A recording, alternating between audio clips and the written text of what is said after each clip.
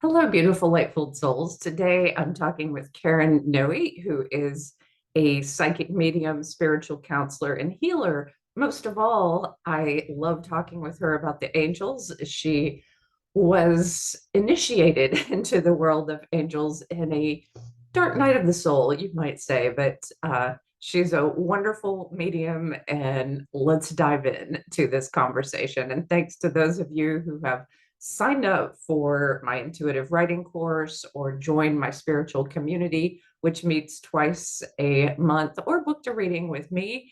Do check out Karen Noe's links and let's dive in. You can either be toppled by negativity or you can rise through self-care and love. So yeah, how do you get the message though to people who don't understand oneness? So first of all, what's your understanding of oneness? And Well, when you had could I ask you a question? yeah.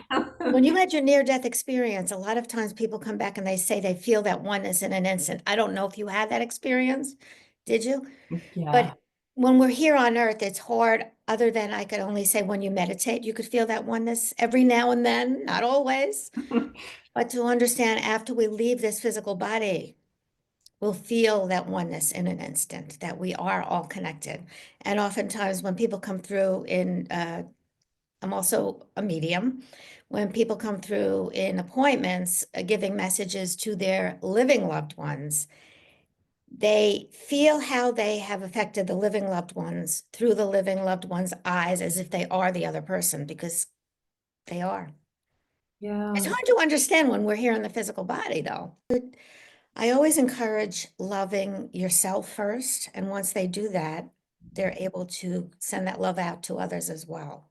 So even if they don't understand the oneness, to begin with themselves, that love grows, and that they will see how that love, when they help somebody, for example, it feels good.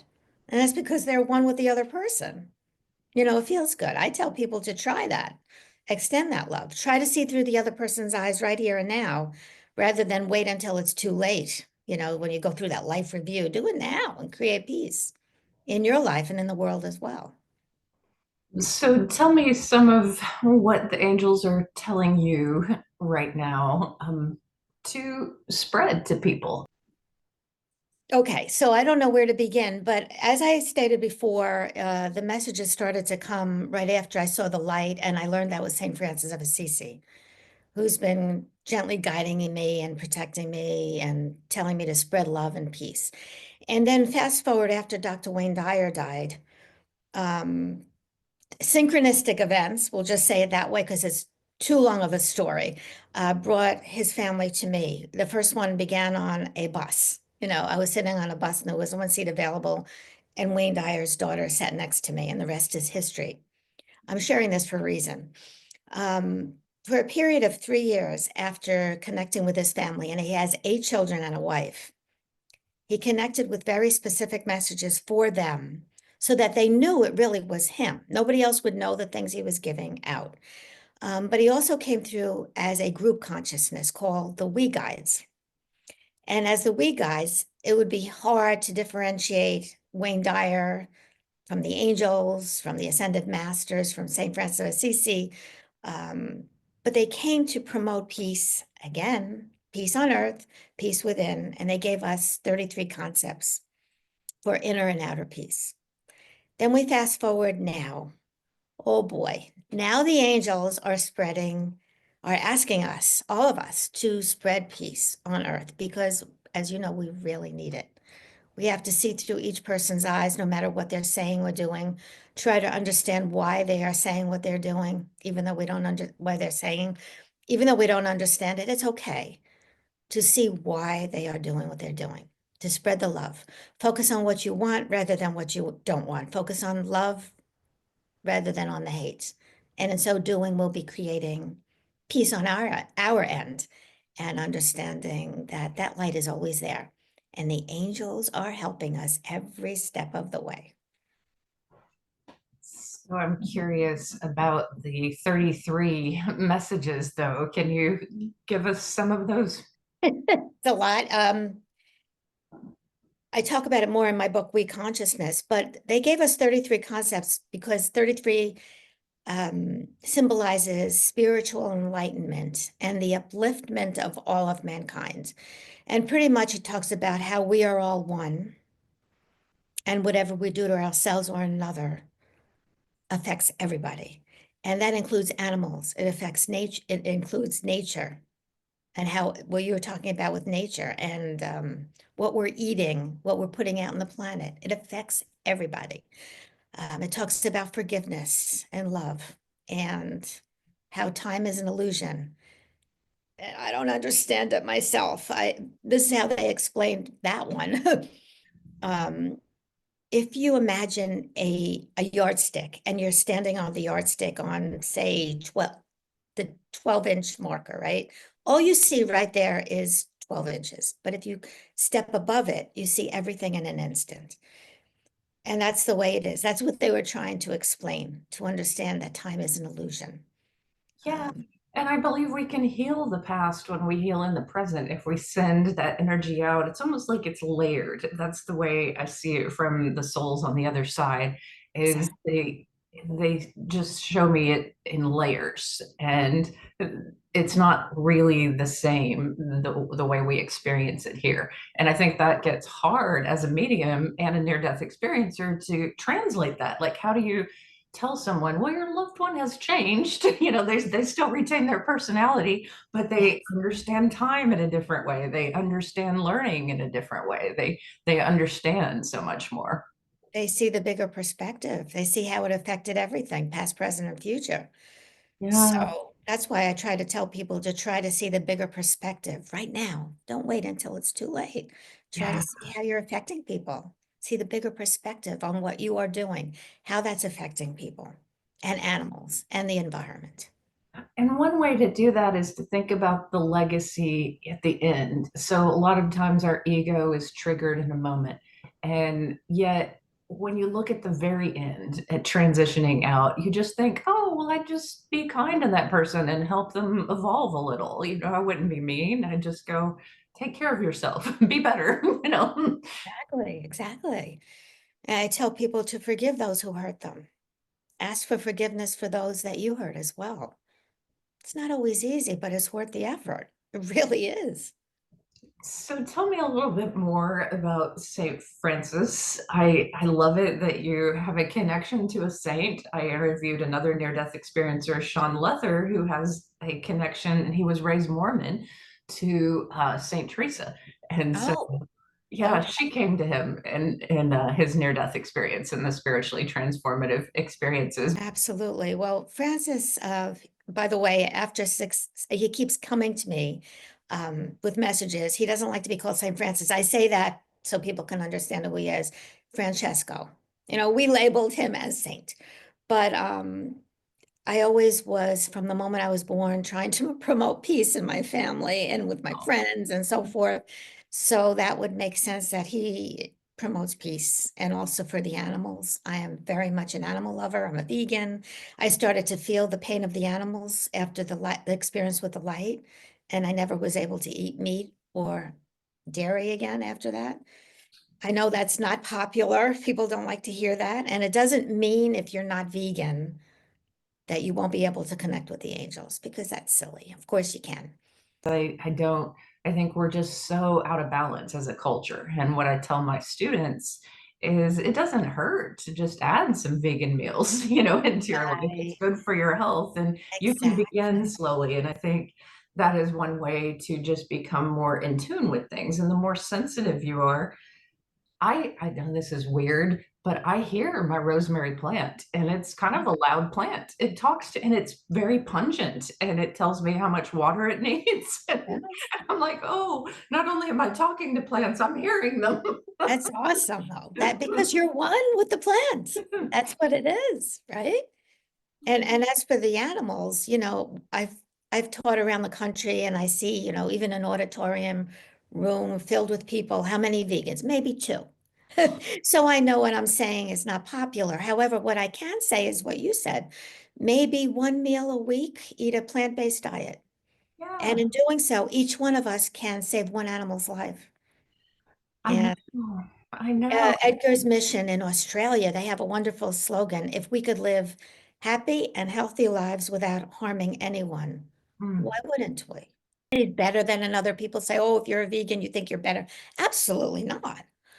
Not at all. I just do what I can do in my part to live a happy and healthy life without harming anyone. Yeah. That's Yeah. And one way I've gotten into the consciousness of students is letting them look at blue zones around the world. And a lot of places where people live a very long life, they might eat just a little bit of meat. They don't eat very much meat. They're very community based. They care about one another. There is this oneness and there is this focus on walking and health. And I think we need those reminders of how to live a long life. absolutely. And non-processed foods and all of that. Yes, yes. So I have to call him Saint Francis, but what are some of the things he's helped you with? I'm so curious. I just feel I'm around all the time, making me more compassionate, trying to see through each person's eyes. And it's a total reminder every moment is there. And especially with the animals and peace on earth, it's just always there. So for someone who constantly can praise to the angels but doesn't feel them, how do you teach people to connect? I'm curious. Okay, so if someone cannot feel the angels, just understand that they are there. I would ask them to talk to their angels all the time because their angels can hear them and tell their angels to give them, I call it without a doubt sign, to let them know that their angel is around them. And without a doubt, I mean something that normally doesn't happen, such as they're driving and a car cuts them off and it says angels. Or you're driving and you look at the billboard and it says angels are here or something like that. The perfect song comes on the radio when you need to hear it the most and things like that. I bet, I know, I don't bet, I know that you will get the sign that you've been searching for if you call And angels. And also, I believe people learn to validate their experiences by hearing some of these experiences. So, what are some of your favorite Yeah. moments with the angels where you've gotten validation, that kind of blew you away? Your story is the best because you've been there and you said you were agnostic. So I know this is your show, but I'd love to hear it on my end as well because that validates everything. Really does. You could Yeah, just yeah, the they were beyond intelligent and they were beyond powerful, and there was this immediate peace in just seeing them work through my surgeons who, neurosurgeons are brilliant. Like, to become a neurosurgeon, you wouldn't think that you need extra help. you know but I think sometimes when we're performing at very high levels, whether we're an athlete or a surgeon or doing this type of work, when we push ourselves to help as many people as possible, I think the other side does assist us. It has to assist us. So I tell people to have big missions. Yes, have a mission to spread more peace. It really just hit me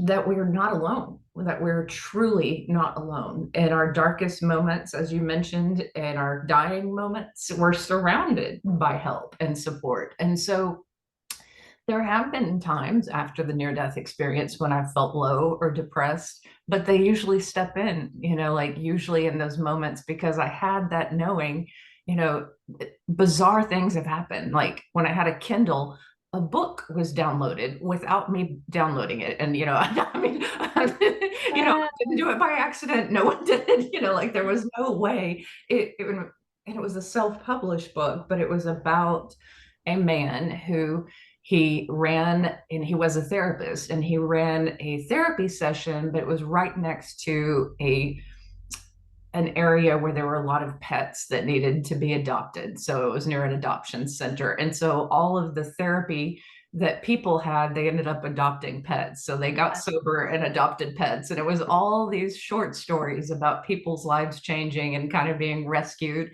by animals and rescuing them themselves. And it was so deeply healing. And I just needed that at that moment in my life. And the angels gave it to me. But it was all about an angel, his backstory was that an angel got him soaked. And I love it was about animals as well. Yeah, a lot of times when people go, they're at their lowest is when they experience the angels the most, you Yeah, know? yeah. And so I feel so blessed to have, and I'm sure you do too, to receive notes from people who have awakened and have felt their angels. And those are beautiful moments. And it's just like you. I think my purpose is to empower people to do what I do, right? That's what I feel. It's not just, oh, look what Karen can do. It's, you could do it too. Absolutely. Receive messages and signs and so forth, dreams. So tell me about that shyness. Mine was dramatic. I felt like I was no longer shy after the near-death experience, but before I was deeply, introverted. Me too, and I still am, but I was pathetically shy. And sometimes when my friends from childhood come to see me at an event, they're like, Karen, that's you? You used to stand in the corner biting your nails, hoping nobody would look at you. So, Oh. but once I experienced the light, it was no longer about me. It was pretty much, how may I serve?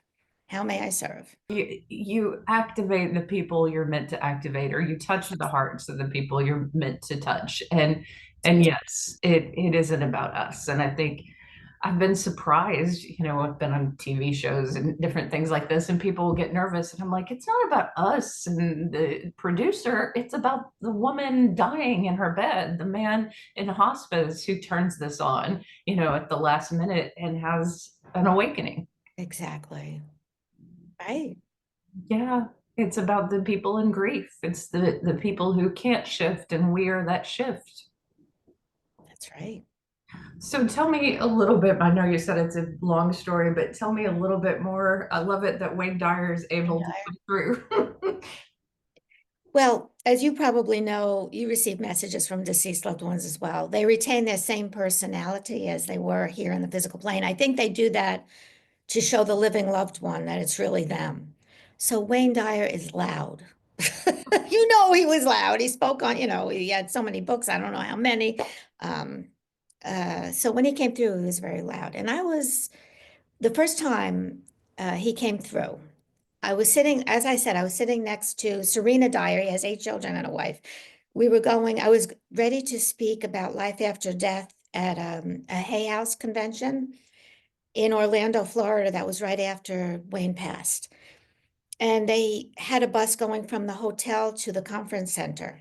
So I'm sitting on this bus, and they were going to pick up all the Hay House authors and Wayne Dyer's family. So that's how it began.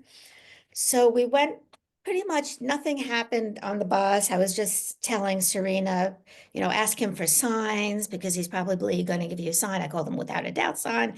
Ask him to come to you in a dream and to wake you up after the dream so you remember it, and so forth. And that was pretty much it. Went to the conference, and then you'll like this. You'll understand this. I went after the conference was over. I was walking back to the bus, and I see outside of the bus, there's the CEO of Hay House, as well as Wayne Dyer's children and my favorite Hay House authors right outside the bus. And I'm saying, no, I can't go on that bus. I'm walking back to the hotel. I'm so insignificant. I'm so insignificant. And I decided to walk back to the hotel. So I'm walking back to the hotel, and I'm saying in my mind, I am so insignificant. I'm so insignificant. And that's when I heard him for the first time. And he said loudly, get out of your own way. Get out of your own way. And I said, Wayne, is that you? I said, if that's you, you have to give me a without a doubt sign to let me know it's you. And I continued to walk, and I said, how may I serve? And he said, and it comes as thoughts, and I'll explain that later, how that works. But I said, how may I serve? And he said, you're already serving. I said, fine, how may I serve more? And I continued to walk. And as I walked into my room, the hotel room, I felt something very itchy inside of my shirt. So I reached in to see what it was, and that had not been in, just like your book was not on your Kindle beforehand. This was not in my shirt. picked it off my shirt, and it said WE on it. And on the bottom, it said Disney World. I didn't go to Disney. Huh. So I said, and then I felt him. He said, "Is that good enough?" And I said, "Well, how could that relate to what we're talking about?" And I said, "Oh, Wayne, first letter, last letter of his name. It must be Wayne. That's what he's trying to tell me." Um, anyway, it really is a long story. I went back home, and significant events brought his family to see me from Florida to New Jersey. And they came through with lots of messages that only they would know. Um, but he also came through as a group consciousness called the we consciousness. So that's when I said, "Oh, wow." He really did come through. That was crazy. And as he came through for a period of 3 years to his family. I could share 3 of those messages that even blow me away. The first time, he was coming through his family, I'd be on the phone with them maybe once, twice, or 3 times a week, at least one of the 8 children and his wife. But one time, 6 o'clock in the morning, he said, "Call Tracy now, call Tracy now." I said, "No, 6 o'clock in the morning." "Call her now, call her now." I said, "Oh, no, I can't. It's 6 o'clock in the morning. Call her now." I said, "Oh my God." So I texted her. I said, "Tracy, I'm so sorry, but your dad is here. Can I call you?" Immediately, she responded with yes, exclamation, exclamation.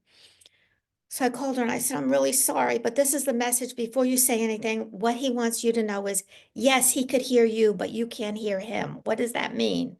And she starts crying. She said she just woke up from a dream. And in the dream, she was yelling at her dad. And she said to her dad, "Can you hear me?"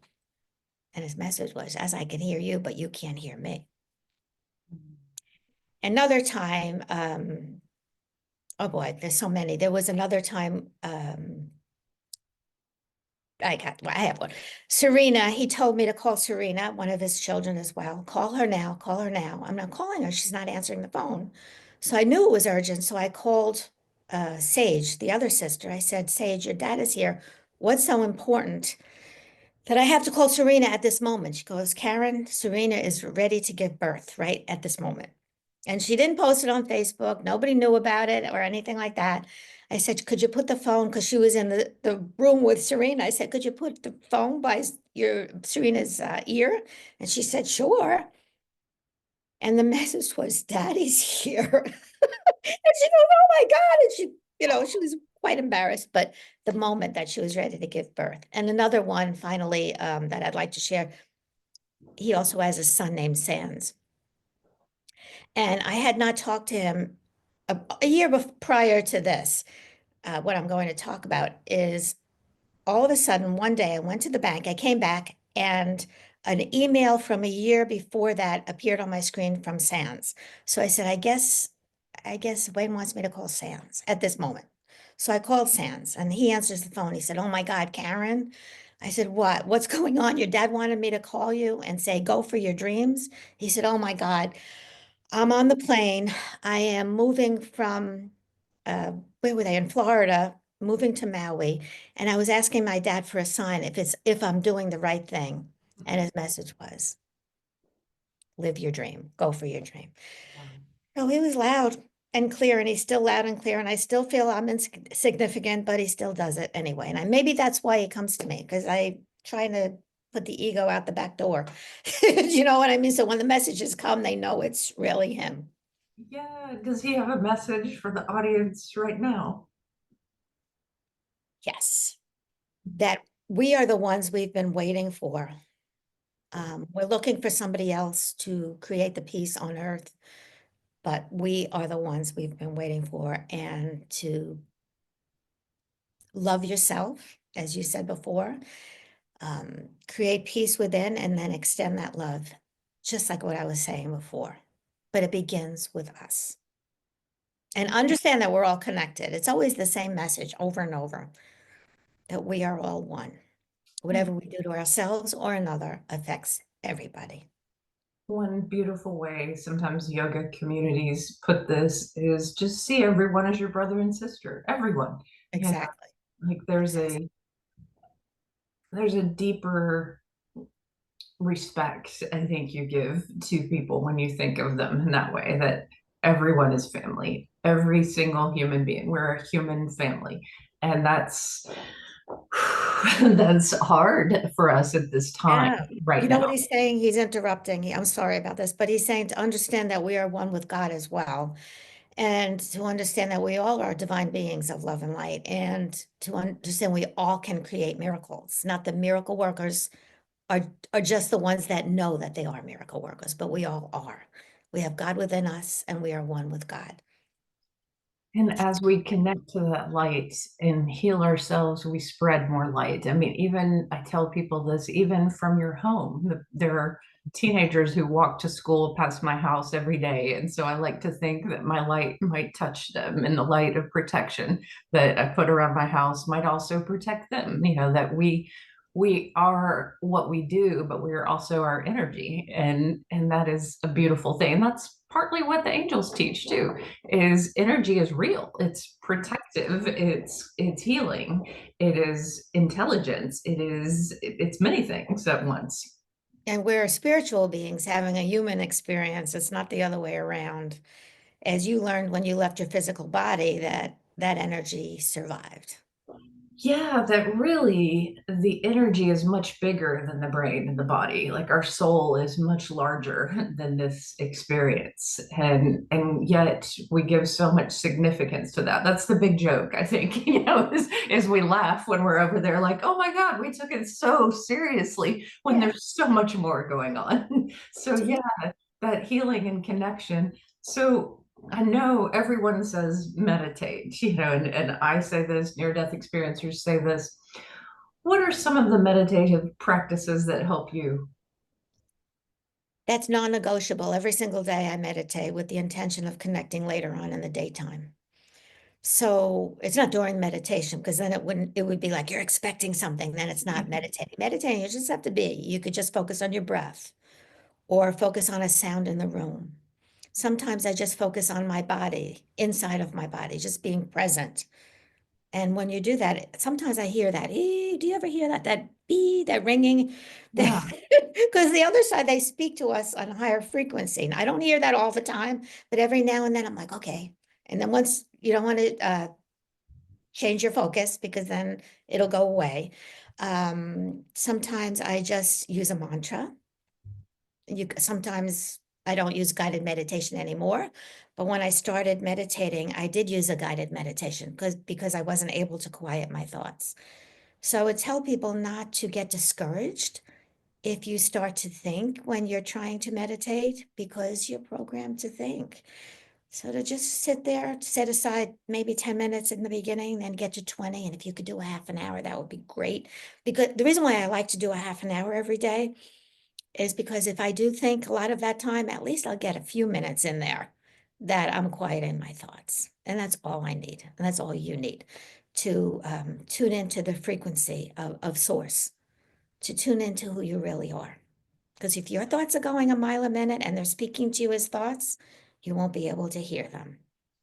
yeah. And in that disconnection, we do connect with a greater source of intelligence, and we get that bigger perspective that helps us in these times. But for people who are overwhelmed by 2025 and beyond, Yeah. um, yes, focusing on yourself and peace is important, but are there other messages you might have for people who are really afraid of living in America at this time and considering moving? And, there's a lot of fear. To understand that our thoughts create our reality, and we're spiritual beings, as I said, having a human experience, so that our thoughts are like magnets. So if we're focusing upon what is wrong in the world and in our country, we're actually creating more of that because our focus is upon that. So I would tell people, don't get worried if you do focus on that, it's okay. Don't beat yourself up, but focus on what you want instead of what is. Focus on unity and oneness and love.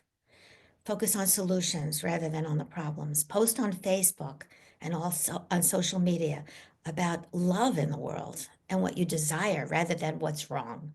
I can't stress that enough. because whatever you put out there with your own thoughts, that expands. So expand the love, expand the peace within and outside of yourself. Not always easy, I know. I know. I tell people, like, it's okay if you have to work with yourself. Worry creates worry. So make a visual display. And every time you think a positive thought, put a crystal in a jar. And every time you think a negative thought, put some malachite and see it, disappearing. And really kind of look at how much negativity you're holding within yourself. And that visual helps you realize, like, oh, okay, I want to shift this. I want a lot more positivity within myself. And one person can transform a community. We see it all the time, but it does take a lot of positivity. It does take a lot of self-care and a lot of power from that other side. So being a channel of that light, it requires you to work with yourself. Yeah.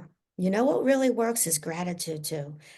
Yeah. Uh, I read a wonderful book by Rhonda Byrne. She wrote The Secret, but she wrote a book called The Magic.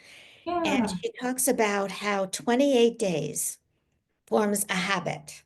So if you do something for 28 days, you could create a new habit. And she says, if you, for 28 days, first thing in the morning, write down 10 things that you're grateful for.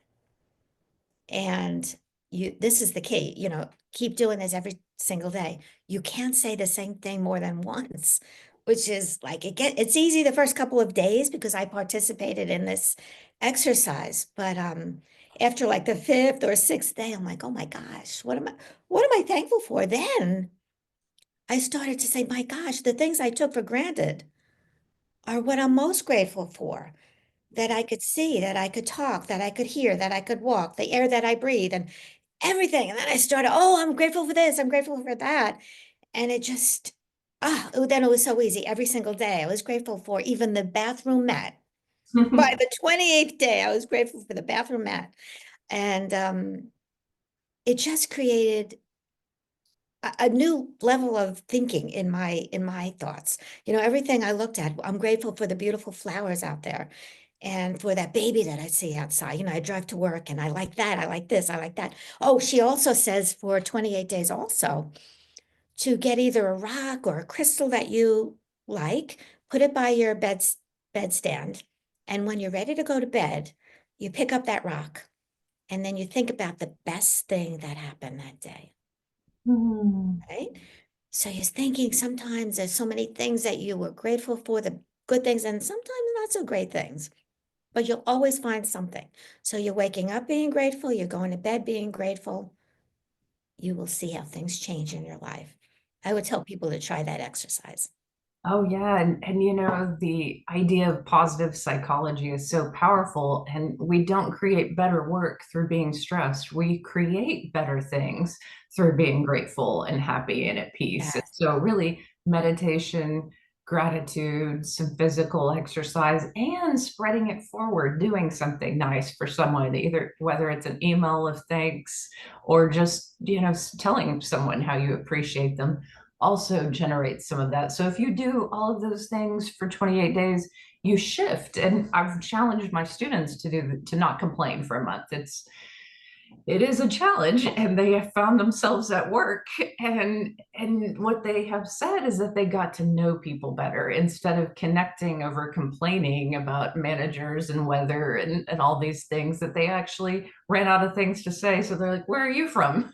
And actually got to know people, and they said, Yeah. okay, I formed friendships just by I not. love that you're a teacher spreading the message of love and peace. That is great. Yeah, there were quite a few professors. I think it was Leo, forgot his last name, something with a B, but he wrote, Buscalia? Leo yes, Buscalia. Yes. yes, Yeah. who really just wrote that simple book about love. And it's a message. I think everyone needs one professor who is spreading some love, because it's a challenging time. People are trying to rise and be successful and putting so much pressure on themselves and trying to release generational trauma, and it's hard. It's a challenging time, but if they can shift into more gratitude, and what's possible, then the world really becomes a better place because of their shift. Absolutely. Again, it begins with us. Yeah, yeah. Well, any other messages to conclude this from Wayne or your guides or your angels for people who are overwhelmed? Just maybe something to help them.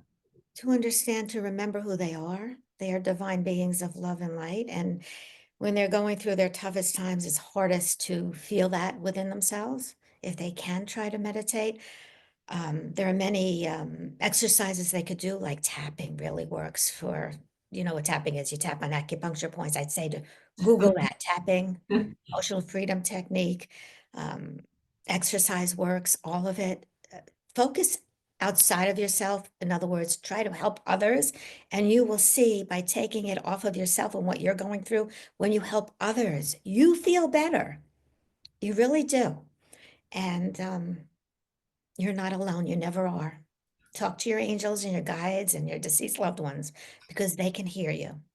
I will add, that of course I have some chronic pain, from a fuse back, but I never feel the pain when I'm in motion helping students or when I'm in motion doing things. That there's something about staying in motion and feeling guided that does shift even physical pain, and that is Because truly, you're not thinking about it, right? Because, yeah. Yeah, yeah, because some people try to distract themselves from physical pain, like just watch a television show, but doing for others is the most beautiful form of distraction. And it's our purpose. I mean, that is why we come here, on a deep level, is you have a purpose. If you can still help people, you are of use and you're meant to be here. absolutely. Yeah. Beautifully said. Well, Karen, remind everyone of your book again, of the 33 Oh, we consciousness? we Thir- consciousness. Cool. Yeah, 33 profound truths for inner and outer peace. Oh, I And I love have that. other books as well about connecting with deceased loved ones, but that was, Oh, yeah. Yeah. Well, I love it that you help people do that, because I think we mediums are on the same page. It's like, it's not limited to us. This is, you are meant to connect with your loved one. You have all the inside jokes with them and the inside knowledge. And yeah, but sometimes they need us. yes. Well, Yeah. thank you, Karen, and I will post below if you made it to the end, those who are watching. Karen is very gracefully invited several people to teach an angel class with her through humanities team. And so we will be teaching, a course, and it is pretty exciting. So that link will be below if you made it to the end of this video. And thank you so much, Karen. Oh, thank you very much. Angel blessings to you.